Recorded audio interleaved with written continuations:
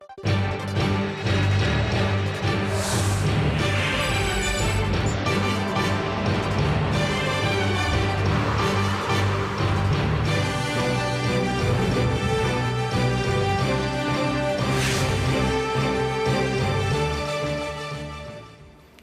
to have you with us on this Sunday evening. This is Daniel Choy for Arirang News.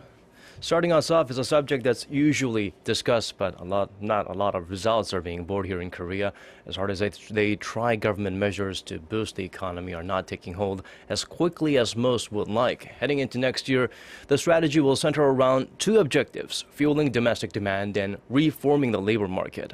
Our Park Ji-won is here to explain. Revitalizing the domestic market and carrying out structural reforms of the labor market. These are two pillars of the government's economic initiative next year as it tries to build momentum toward growth. First, the expansion of the domestic market. The government aims to achieve an economic growth rate in the 4% range next year and has realized that a supplementary budget alone won't be enough to get the job done.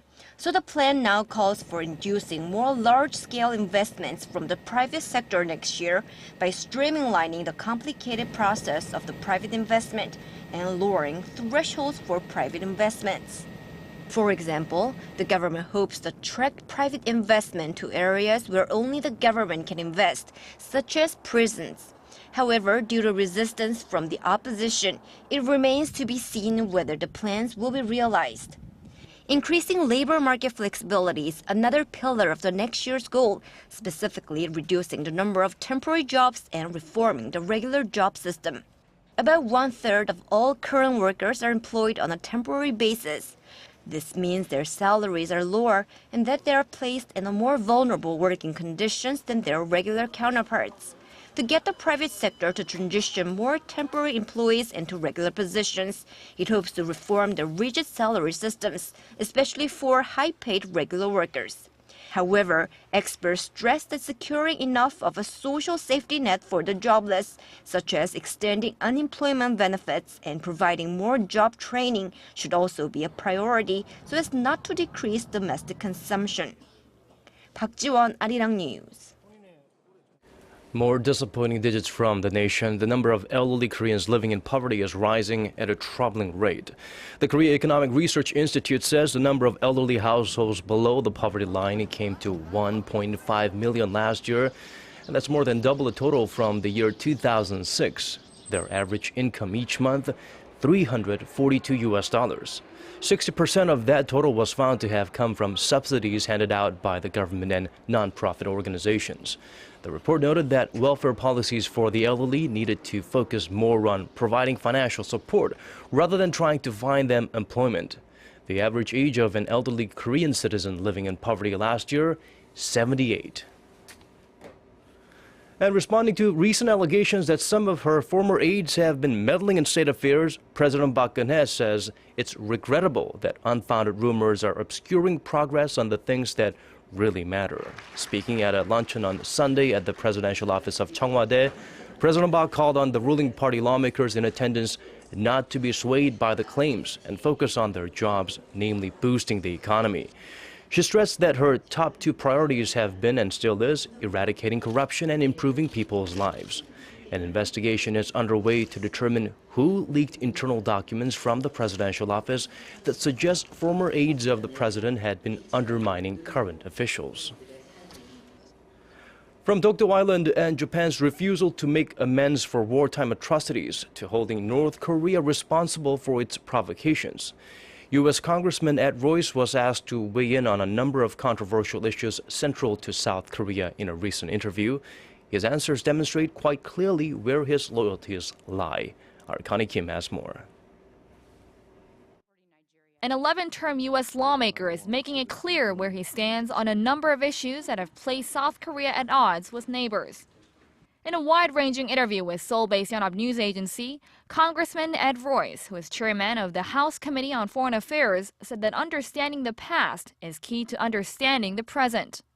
On the issue of Dokdo Island, Royce openly rejected Japan's claims to the Korean territory, and said its proper name is Tokdo, not the Liancourt Rocks as the U.S. officially refers to it, and not Takeshima, which is what Japan calls it. It's a rare session since the U.S. government takes no official position on the issue. Royce also slammed Tokyo for repeatedly declining to take responsibility for forcing women into sexual slavery before and during World War II. Calling it as horrifying as denying the Holocaust, Royce said Japan needed to admit history as it occurred to make for a better future. Regarding North Korea, Royce said he has introduced legislation that calls for stronger financial sanctions on the regime.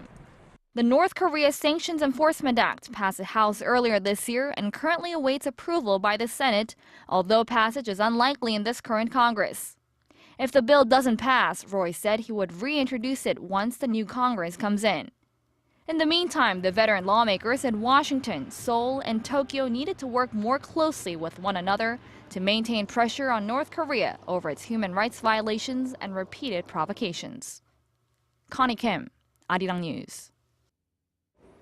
A new U.S. command dedicated to military operations in Iraq and Syria has been established. Military officials said Friday that the combined Joint Task Force Operation Inherent Resolve has taken charge of the mission to destroy the Islamic State in both countries. And while the U.S. military has said that the new command will replace the U.S. Central Command as the organization releasing information about the mission, no further details have been disclosed. Army Lieutenant General James L. Terry, who is in charge of the command, was expected to brief the media on the changes late last week, but the announcements of new Secretary of Defense by President Barack Obama delayed the press conference. Chinese President Xi Jinping says it's time to pull out all the stops to upgrade the nation's free trade area strategy and make sure FTAs play a bigger role in building a new economic system of openness for China. Speaking to members of the Politburo of the Communist Party of China on Saturday, President Xi said that the quantity of free trade pacts wasn't important. It's the quality of those agreements that is. He added that China must strive to inject more Chinese elements in international economic and trade rules. China has been forging ahead to open up its economy and has free trade agreements under construction with more than 20 countries or regions. Moving on to some different stories now in sporting news, some disappointing sporting news that is. Korea may not be able to hold all of its Winter Olympic events in the host city of Pyeongchang in the year 2018. An International Olympic Committee official, speaking on the condition of anonymity, said the IOC is urging Korean organizers of the 2018 Winter Games to move bobsleigh and luge events to another country to save money.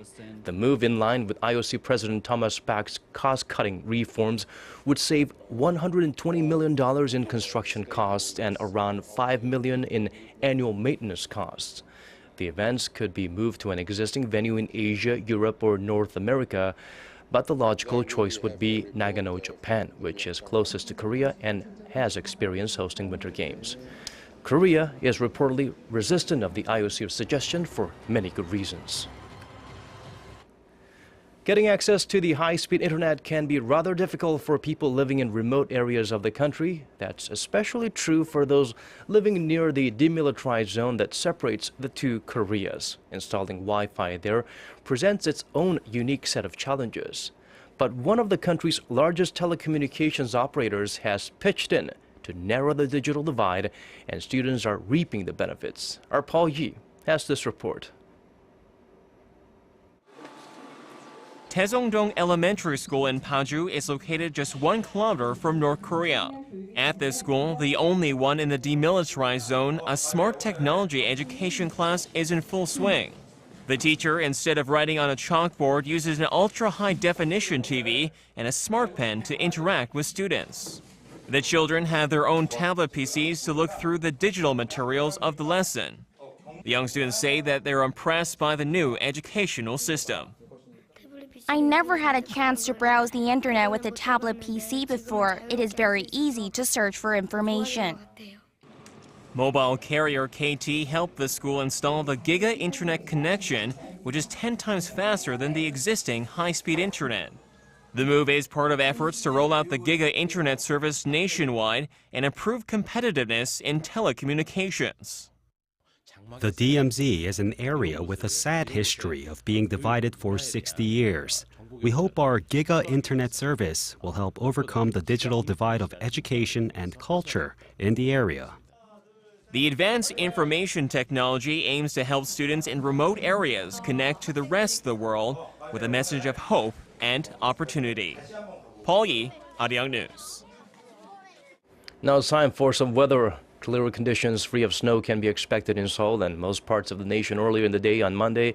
Temperatures will climb up a little bit later in the day with highs of 3 in Seoul, 5 in Daejeon, and 9 in Busan. But do brace yourself for more snow or rain midway through the week. And now let's check out the weather conditions in your neck of the woods and around the world.